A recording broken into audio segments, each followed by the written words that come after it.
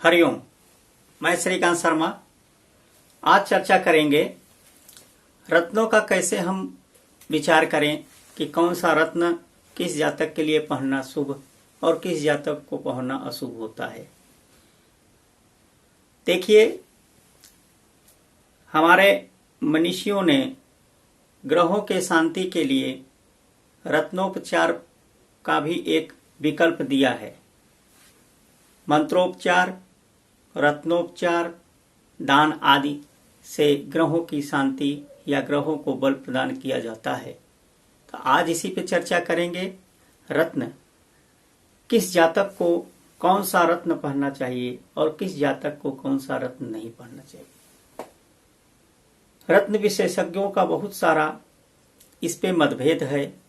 किसी पर टिप्पणी करना उचित नहीं होगा, लेकिन रत्न का विचार करने से पहले कुंडली का निरीक्षण अवश्य कर लेना चाहिए, क्योंकि रत्न सूर्य की रश्मियां जिस प्रकार से शरीर पे पड़ता है उसी तरह से चंद्रमा का भी प्रकाश मेरे ऊपर पड़ता है, लेकिन उसमें इतना कम रोशनी होता है, इतना कम प्रकाश होता है कि उसकी रोशनी हमारे ऊपर पड़ता है लेकिन हमें महसूस नहीं होता।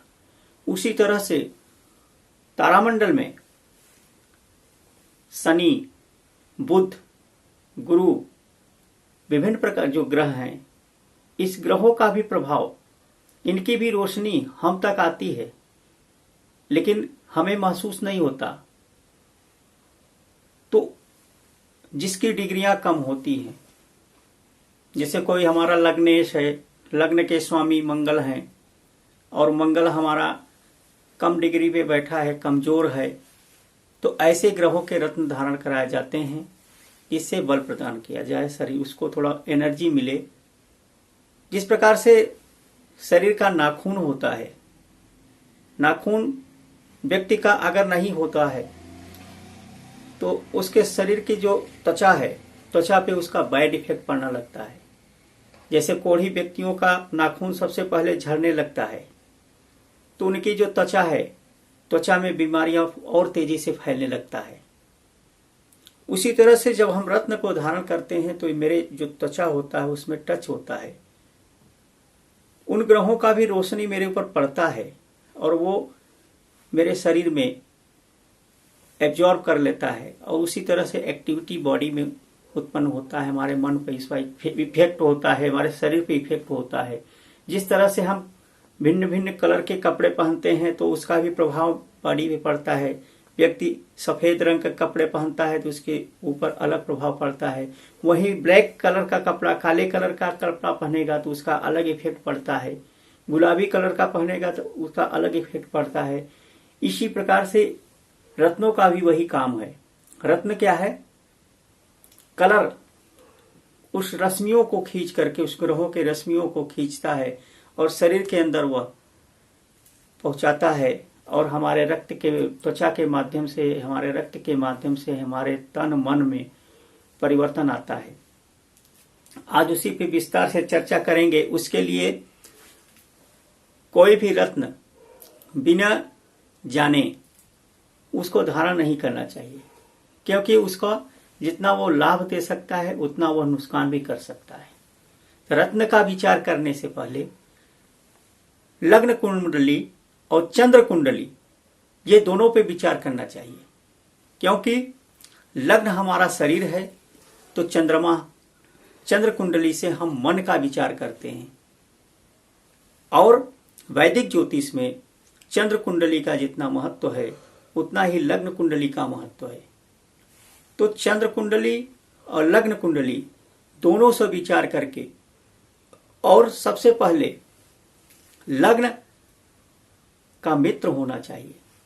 हमारे जैसे कुंडली का उदाहरण से समझते हैं, ये कर्क राशि की कुंडली है, अब इनको रत्न धारण कराना है तो सबसे पहले हमें लग्नेश, ये लग्नेश है, इसके जो मित्र हैं, लग्नेश के जो मित्र होते हैं उसका ही रत्न धारण करना चाहिए, क्योंकि इस लग्नेश के लिए, इस जातक के लिए रत्न धारण कराया जा रहा है। इसके जो मित्र राशियां हैं, इनकी जो मित्र राशियां हैं उसी का रत्न धारण करा जाता है। अब यहां से पांचवा, लग्न से पंचम भाव के स्वामी सदैव इसके मित्र होते हैं। लग्न से नवम भाव का स्वामी सदैव लग्न के मित्र होते हैं, लग्नेश के। तो यहां पर देखेंगे, पहले तो इससे विचार करेंगे। अब यहां पर लग्नेश का रत्न, सभी का यही मत है, लग्नेश का रत्न सदैव धारण करना चाहिए। वह किस भाव में बैठा है, किस ग्रहों के साथ बैठा है, इस पे विचार नहीं करना चाहिए, मेरा यही मत है। क्योंकि लग्नेश जिस भाव में बैठता है या जिस भाव को देखता है वह उसकी वृद्धि करता है।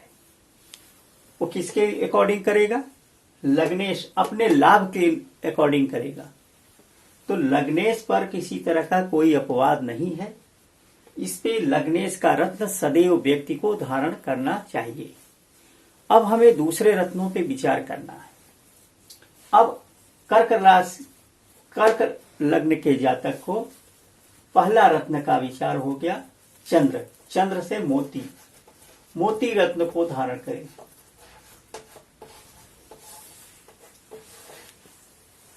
एक रत्न धारण करने से जिस प्रकार से रविवार का महत्व तब बढ़ जाता है जब रवि पुष्य हो जाता है, पुष्य नक्षत्र आ जाता है रविवार के दिन, तो उसकी महत्ता बढ़ जाती है। गुरुवार का दिन तो सब गुरुवार ही है, लेकिन जिस दिन गुरु पुष्य नक्षत्र हो जाता है तो उसका वैल्यू बढ़ जाता है। उसी तरह से रत्नों के साथ जब संयुक्त रत्न को धारण करेंगे तो ऑटोमेटिक उसका वैल्यू बढ़ जाता है। जैसे चंद्रमा और मंगल, चंद्र मंगल की युति कुंडली में होता है तो यह लक्ष्मी योग कहलाता है, वह धन योग होता है। तो उस युति को मुझे बनाना है, उसको मजबूत करना है, यह काम होता है रत्नों का। अब इसमें रत्न का विचार करने के लिए यहां पर देखेंगे पंचम भाव के स्वामी वृश्चिक मंगल और यहां का भी स्वामी मेष। तो ये क्या है, यहां इनके लिए मंगल योगकारी है क्योंकि केंद्र और त्रिकोण दोनों का स्वामी है। इसलिए ऐसे जातक को मूंगा धारण करना अति आवश्यक है। उसके बाद विचार करेंगे मंगल कहां पे स्थित है। मंगल केंद्र में स्थित है, स्वग्रही होकर स्थित है, स्वग्रही होकर के दसम भाव में स्थित है। तो इस जातक के लिए मूंगा पहनना इसके लिए लाभप्रद होगा। इतना देखने के बाद वही चीज, उसका विचार लग्न को, लग्नेश को छोड़ करके इन दोनों का विचार करना है। इसके विचार करने के बाद सीधा आ जाते हैं चंद्र कुंडली। चंद्र कुंडली से भी उसका विचार कर लेना चाहिए। यहां पर देखेंगे ये सूर्य है लग्नेश, क्या इसका मित्र। अब यहां मंगल की स्थिति देखेंगे, मंगल यहां भी बैठा है। मंगल क्या इसका मित्र है? हां, त्रिकोण में बैठा है। कर्क जातक, कर्क राशि के, और यदि चंद्रमा, यदि ये सिंह राशि का जातक हो जाए तो यहां पर इसका परम मित्र है। सूर्य का मित्र चंद्रमा मंगल है। हां, यह जो है मूंगा को भी धारण कर सकता है।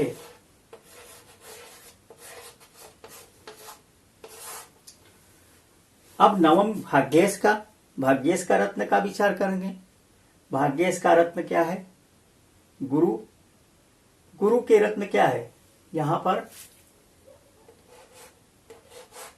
फिर उसको देखेंगे कहां विराजमान है, तो गुरु यहीं पे विराजमान है। फिर चंद्र कुंडली में भी देखेंगे उसका स्थिति क्या है। चंद्र कुंडली में देखेंगे यहां का पंचमेश का स्वामी गुरु है और यहां पे कहां विराजमान है?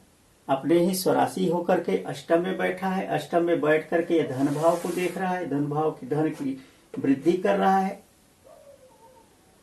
यहां पर बैठ करके ये जो है पंचम दृष्टि से देख रहे हैं लग्न को। तो इस हिसाब से यहां पर गुरु का भी रत्न ये धारण करे तो यहां पे क्या हो गया, इस हिसाब से लग्न कुंडली और चंद्र कुंडली दोनों से इस जातक के लिए पुखराज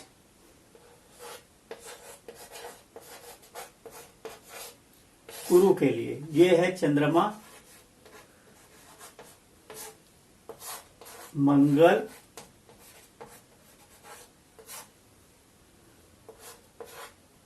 गुरु। रत्न को सदैव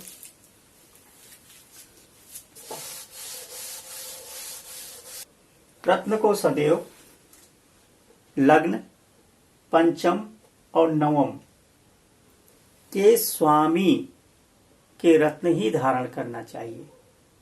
अन्य रत्न धारण करने से पहले उसका विचार अच्छी तरह से कर लेना चाहिए।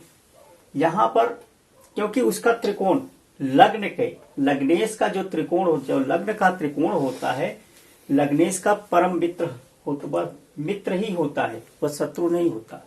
इसलिए सबसे पहले हम कौन सा रत्न धारण करना है, उसके लिए उसके मित्र का रत्न धारण करना है, शत्रुओं का रत्न नहीं धारण करना है। बहुत सारे लोगों का ये भी मानना है कि महादशा अंतरदशाओं में रत्न को धारण करना है। महादशा अंतरदशा में रत्न धारण तभी करना चाहिए जब वह लग्नेश का मित्र हो और उसकी स्थिति को भी देखना चाहिए। कहीं वो अष्टम में तो जाके नहीं बैठा है, कहीं वह द्वादश में तो नहीं बैठा है, कहीं वह छठे भाव में तो नहीं बैठा है। अगर यहां पर उसकी स्थिति है तो ऐसे रत्न को नहीं धारण करना चाहिए, क्योंकि ऐसे रत्न धारण करने से उसका जो है बैड इफेक्ट पड़ता है शरीर पे, हमारे बॉडी पे, हमारे मन पे उसका बुरा प्रभाव पड़ता है। इसलिए रत्नों का चुनाव सदैव लग्न, पंचम और नवम के स्वामी का ही रत्न धारण करें तथा रत्न का विचार करने से पहले लग्न कुंडली, चंद्र कुंडली किस भाव में स्थित है और उनकी दृष्टियां, उनकी युतियों को देख करके ही रत्न का विचार करना चाहिए। आगे भी रत्नों के बारे में हम आपको बताते रहेंगे। तब तक के लिए